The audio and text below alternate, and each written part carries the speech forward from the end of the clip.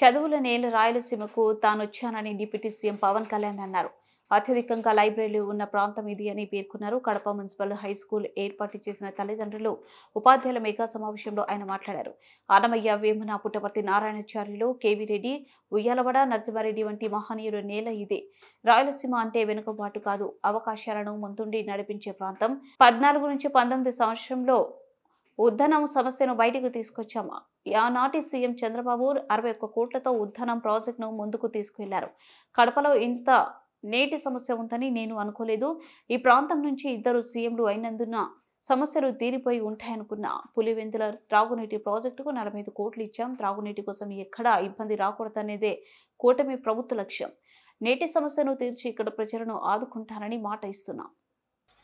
ముఖ్యమంత్రులు ఇద్దరు వచ్చారు కాబట్టి అసలు ఇక్కడ సమస్యలన్నీ తీరిపోయి ఉంటాయి నేను అనుకుంటే నాకు అర్థమైంది ఏంటంటే ఇక సమస్యలు తీరలేదు, ఇంకా చాలా బలంగా నీటి ఇంకా ఇబ్బందిగా ఉంది అనడానికి ఉదాహరణకి మొన్న మేము క్యాబినెట్లో 45 కోట్ల 63 లక్షల రూపాయలు మేము పులివెందుల సంబంధించి డ్రింకింగ్ వాటర్ సప్లై ప్రాజెక్టుకి డబ్బులు ఇవ్వడం జరిగింది మేడం. అలాగే డ్రింకింగ్ వాటర్ సప్లై కర్నూలుకు కూడా 36 కోట్ల 56 లక్షలు ఇవ్వడం జరిగింది. అంటే ఎక్కడా కూడా ఈ ప్రభుత్వం గత ప్రభుత్వం చేసింది మనం చేయకూడదని అనుకోవట్లా. ఎందుకంటే గవర్నెన్స్ ఈజ్ కంటిన్యూటీ. పార్టీలు మారచ్చు, వ్యక్తులు మారచ్చు, కానీ పథకాలు నిరంతరం సాగాలనే ఉద్దేశంతో దాన్ని ముందుకు తీసుకెళ్తాం. దురదృష్టవశాత్తు మన కడపకి చేసుకోలేకపోయారు. కానీ మాధవ్ గారి ఆధ్వర్యంలో ఇది ఖచ్చితంగా నీటి సమస్యను తీర్చి మీకు ఏమైతే ఈ మౌలిక సమస్యలు ఉన్నాయో వాటన్నిటి మీద దృష్టి పెట్టేలాగా నేను చర్యలు తీసుకుంటానని మీకు మాట ఇస్తున్నాను. Will handle that part.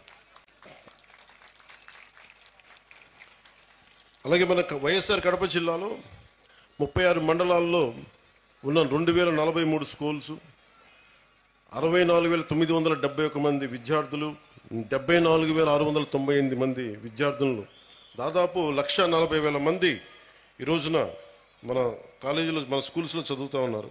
దాంట్లో ముఖ్యంగా వచ్చేది హెల్త్ ఒకటి, వాటర్, శానిటేషన్, ఎంత పౌష్టికాహారం ఉంది, క్యాలరీ ఇంటేక్, లిటరసీ, ఎడ్యుకేషన్, ముఖ్యంగా ప్రైమరీ, సెకండరీ, ఇవన్నీ ఎలా చెప్తామని. నిజంగా మనం సరైన సమాజాన్ని సరైన చదువు ఇవ్వలేకపోతే ఏం జరుగుద్దంటే అది ఎప్పుడూ అభివృద్ధి దిశగా వెళ్ళదు. అందుకని ఈ డెవలప్మెంట్ ఇండెక్స్ని బేస్ చేసుకొని ఏ ప్రభుత్వం కానీ ఏ దేశమైనా దీనికి ముందుకెళ్తుంది. అలాగే అందుకనే ఈ ప్రభుత్వం నారా చంద్రబాబు నాయుడు గారి దీంట్లోని ప్రభుత్వం మీ భవిష్యత్తు కోసం చాలా బలంగా పనిచేస్తూ ఉన్నాం. దాంట్లో నాకు 3 అంశాలు మన అధికారులు, మన కలెక్టర్ గారు, ఎస్పీ గారు ప్రత్యేకించి చెప్పారు. 1, విద్యార్థుల భద్రత. 2, వాళ్ళకి సంబంధించిన ఈ మనకి విద్యార్థుల భద్రత. 2, మాదక ద్రవ్యాలు ఎక్కువైపోయినాయి.